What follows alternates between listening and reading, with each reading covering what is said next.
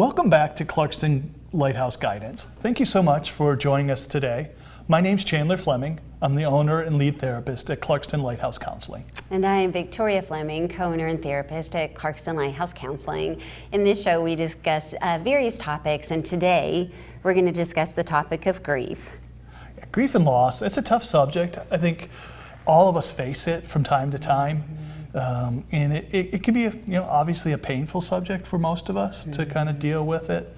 The subtitle of the program is "It's a Process," and I hate that word, to be honest. I hate to talk about process. It sounds kind of artificial, or just one of those psychological terms that, what does it really mean? Or even industrial, the whole industrial process. And yet the reality is, with grief and loss, it is a process. It's a difficult process, in fact. Right. It's not a destination. It's something we work through.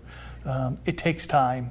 There are stages, and it is really difficult. I oftentimes think of the picture that I use for this, and the girl crying and just seeing her pain. And that's part of the process of grief and loss. Right. And it's interesting because when we think of grief and loss, very often we think strictly in terms of a death, and yet grief and loss is bigger than that. It can be a lot of different things. It can be leaving a childhood home and moving to a whole different area. It can be a divorce. Yeah. It could be an affair where the woman or the man is devastated by what has happened in their life. In fact, as you and I were talking about, we were even talking about that a promotion to the next level in a job can have a certain level of a grief and of a loss. So as we look at this, we just want you to appreciate that grief and loss can touch on a lot of different areas in our life, and that it's not necessarily limited to the experience of a death. Right, and it can be those positive things too. I mean, it's negative and positive both. So, and it's more than just death. Right. So as we go into this, and it's interesting that picture you were talking about is on the screen right now. Clearly this is a person who is in distress. This is a woman who has been weeping. Yeah. It is acutely in that process of grieving. So as we go into this, let's look at, for example, some of the stages that a person can encounter as they go through this process of grief. There's a researcher called Kubler-Ross. I always wondered if it was like two people, but it's actually one person. She was at the University of Chicago, and she dealt with terminally ill patients, and she wrote a book, 1969, on death and dying, and it really talks about the stages of grief. Her stages are really the benchmark that most people work with. One of the things after her book came out, she said she was misunderstood, that some people kind of look at her stages as a strict guide, and you go from one step to the next step. And she kind of explained it more as being like a ladder, that you may spend a little bit time at that different rung, that most people kind of take the steps in order. Some people skip some steps. Some people kind of jump around and come back. But it really is an important guideline for us to look at the stages of grief. Right, and hers was based on the process of working with the terminally ill. Yeah. So she was actually dealing with the individual themselves as they're dying. And so, and so I don't know that she always meant for it to be applied as holistically as it has been, and yet it's been foundational in helping people understand what is going on with me as I'm experiencing this. So as we look at the different stages of grief, there are 5 stages of grief that are most common. It is not limited, but these are 5 common stages of grief that people experience. One of them is shock, denial. Another is anger. Another is bargaining, depression, building acceptance, and then acceptance. So let's look at the first of these stages. Let's look at that shock and denial. And that's the one we most often find if it is in a death at the funeral. Sure. The people at a funeral, the family at a funeral, are most often in that shock, that denial stage. So what do we have a tendency to interpret about that when we see those people? Well, as we see them as outsiders is, they're doing okay, everything's fine. And it's important for us to recognize they're in shock and denial.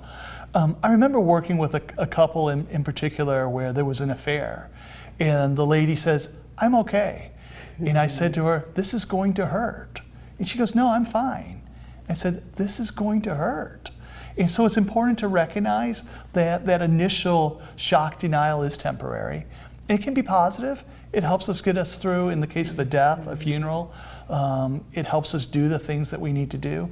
One of the things about shock and denial is denial has a lot of different shades to it. There's flat out denial. Let's say there's a death of somebody, and flat out denial would be, well, they're not dead.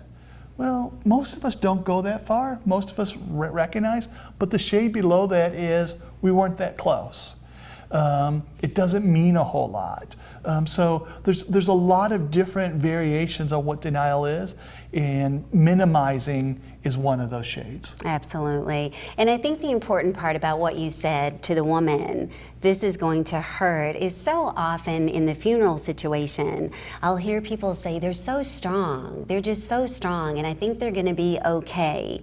And the reason it's important to recognize this shock denial phase of it is that when that shock and denial has worn off, those other emotions, strong emotions, are going to arise, and a person needs to be there. Definitely. Absolutely needs to be there. This is just a temporary protective part of the grief process. Yeah, and in our culture, we tend to help people out those first couple of weeks. We send meals, we have funeral, we keep them busy.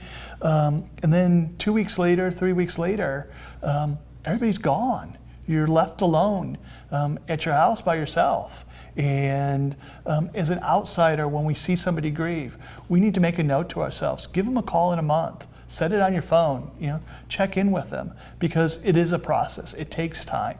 And kind of moving a little bit backwards too is that what we know from research is those people who grieve the hardest at the beginning do the best long term. Right. Those signs of grief, grief work is hard work. But it's work that can be done, and work that you should get it out of the way. Right. You have to do the work, get it over with, jump in.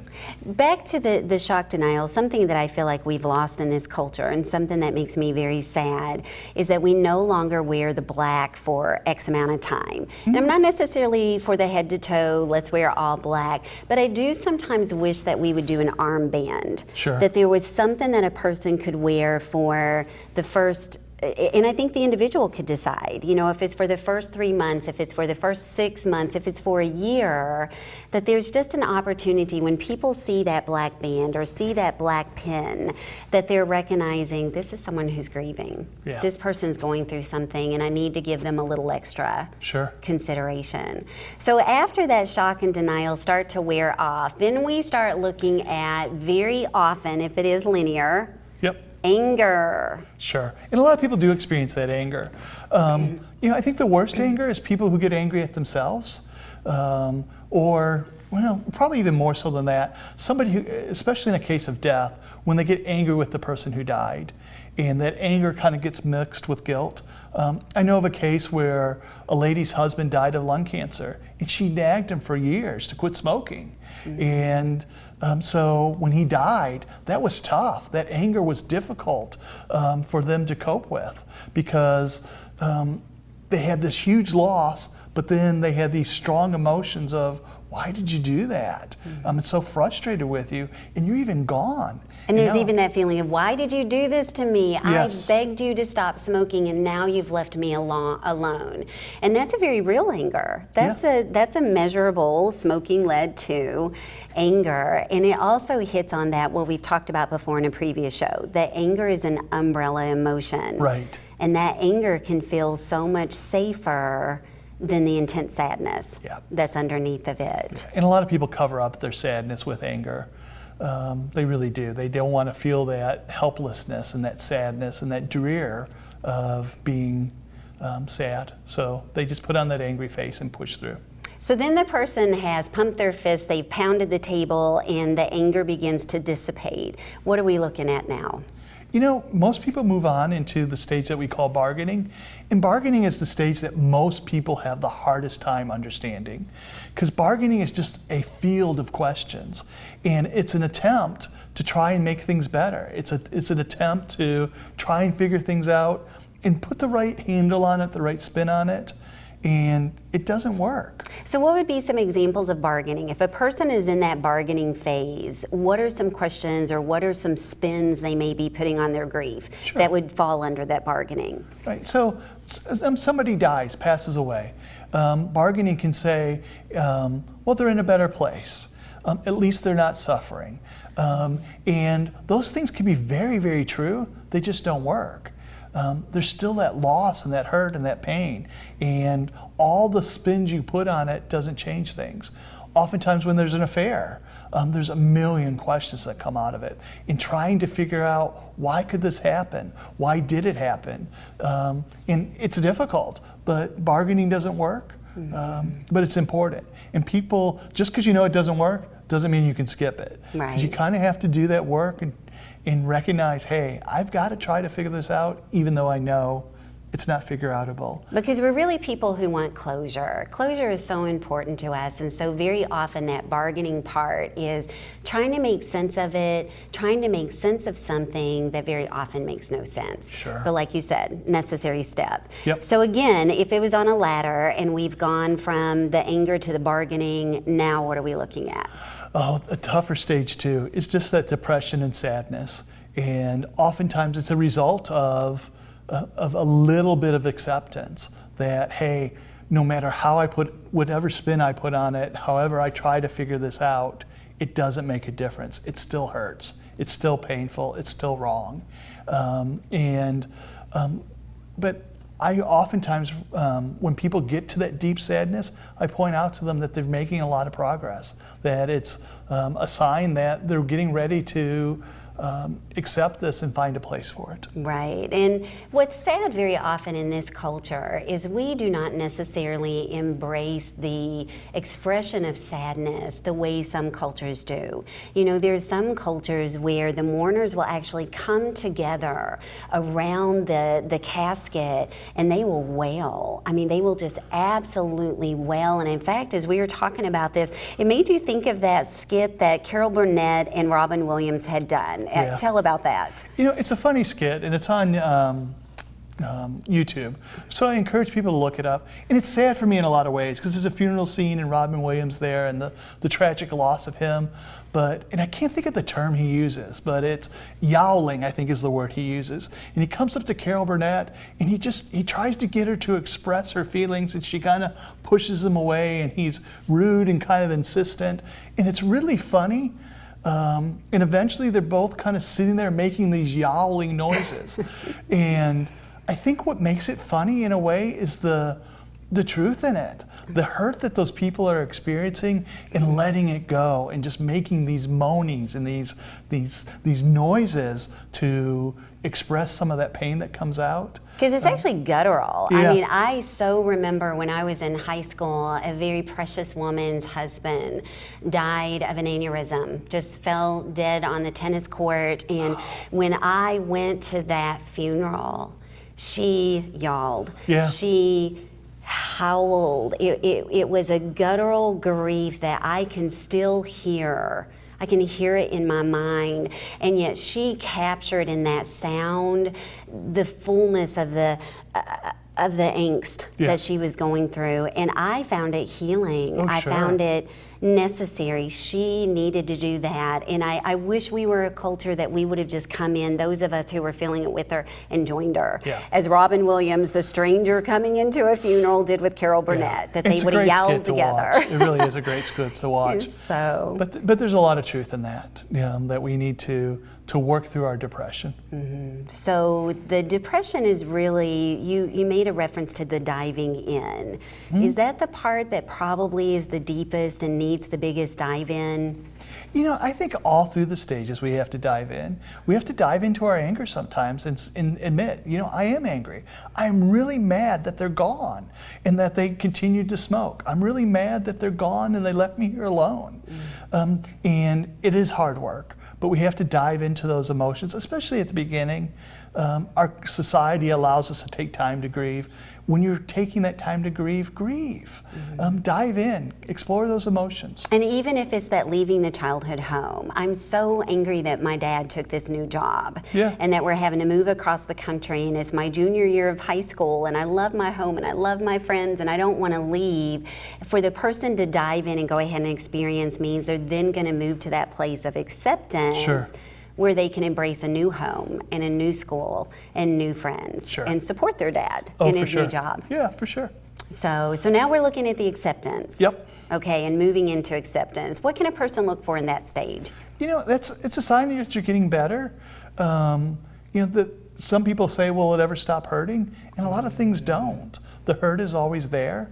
I think a lot of us who have had a death of a real close loved one, we still feel that pain. But we find a place for it, and we kind of have more control over it. We can go visit it in that place, but leave it there, and it's not all consuming. It still hurts a lot, but it's not all consuming. And the other part of building acceptance is look for the good, and be able to recognize that some things, some good comes out of it. Some things they'll hurt forever, and there is no good. Things can change and never be the same, but oftentimes they're survivable and thrivable. We've actually made a comment about couples who have survived the grief and the pain of an affair and what they say about their marriage after that. And what are some comments? I know some people say, my marriage is stronger than it's ever been before. Oh, most definitely. So would that be a working through all of those stages, finding acceptance and then moving into something better? Yeah, and it definitely is, and it's how do we exercise our choices when we're at that place where we've done the work, where we've grieved, where we've gotten some of that pain out, and now it's time to move on and to rebuild. It can be. There's actually a book that I quote a lot, and some of my colleagues have read it. I have not read the book yet, but it says, "My husband's affair is the best thing that ever happened to our marriage." Wow. And you know, it can be.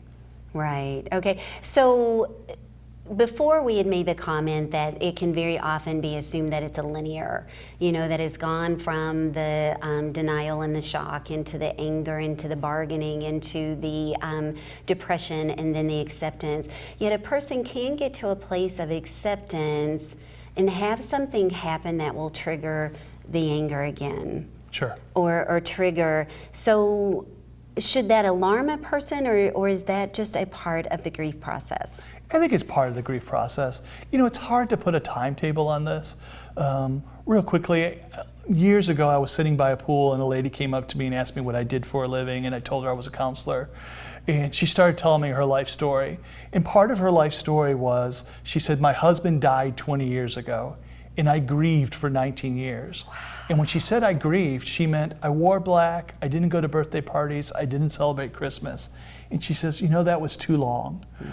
So if you find yourself years later stuck, that you're constantly going back to that stage of anger, if you're constantly going back to that stage of depression, that could be a sign that you need to get some outside help and help moving on. You know, there are definitely ways of coping, and we've hit on some of them, but I just want to go over them one more time. You know, dive in at first. When the grief is new and it's raw, that sometimes is the best time to work on it, to feel the sadness, to yowl and let those expressions out, and build some time in for it. I don't like this term, but I kind of like it. It's kind of 50-50. There's a term I use that I call emotionally constipated. And I have lots of people in their grief where they're at a place where they want to get it out, but it seems stuck. And nothing seems to work. They know it's deep inside them and it's kind of trapped there. So I tell them to build time. Some people need to get the photo album out and put on the music and just grieve. Just look through the pictures and remember and get it out. And that's what pretty you important. meant by build time was actually set aside time. Maybe take a half day off of work. Right. and pull out, as he said, those photo albums and to listen to those songs. And this was our song. And this could even be after a breakup, you know, a very painful breakup, and the person I just can't seem to move on. I can't seem to find anyone else. And they need to take that time to dive in. Yep. And the only way they can dive in may be to remember, you know, and they may even want to write a letter. Sure. Goodbye letters is very important. The other thing that also what I encourage people to do is look for the good and accept the good. I had a family that was in really bad financial situation, and I think it was their mother-in-law who passed away and left them $500,000. Wow. And they said, we're not going to take the money. We're going to just give it away. They had a hard time accepting the good that came out of something that was bad. Right. So learn to look for the good and learn to accept the good. Good is good. Mm-hmm. And that's pretty important. On to the letters. Sometimes people write multiple letters to the person they knew, the person they thought they knew, the person they wished they knew. Mm-hmm. And that can definitely be a way of, in that time that you set aside, to work through the grief. And what I like about the letter, and the fact that you said there may be several letters, is the first letter I strongly encourage unfiltered. Yeah. This is not the letter that you're being careful about your language, careful about, oh, this would hurt their feelings if they knew. This is your unfiltered. This is your yowl in a letter, and you get it out. And then the next letter will be softer. And then I like sometimes for a person to write the letter to the point where, especially if it was a death, it could be the one they could give to the person. Sure. And then they'll often find, I've come to a place of acceptance. I have worked through those emotions, and the goodbye letter can be very helpful in doing that. So kind of in conclusion, grief is definitely a part of life, and sometimes even good things can come from it. Grief is hard work, and the work has to be done. You might as well get over it, get it over with, and work through it. You never completely heal for most people, a lot of things, and if it persists, remember to get help. Help is available. And then the last point is it's okay not to be okay. I am fine with being upset, because that's what grief is about. It's not a contest to see who can make it through it the most cool or look fine. It's okay to be sad and to work through that sadness. And for those supporting someone in grief and loss, recognize they may tell the same story over and over and over again, trying to find some sort of closure, and they're really just looking for you to be available. And there's not an easy answer, and that's okay. Yeah. Listening is a wonderful gift. For sure. Thank you so much for joining us today. If you have any questions, please give us a call at 248-245-1809, or you're welcome to email us at Clarkston Guidance guidance at ClarkstonLighthouseCounseling.com, and we welcome any suggestions and ideas that you may have for our show. And we hope that you enjoy the rest of your day. Thank you.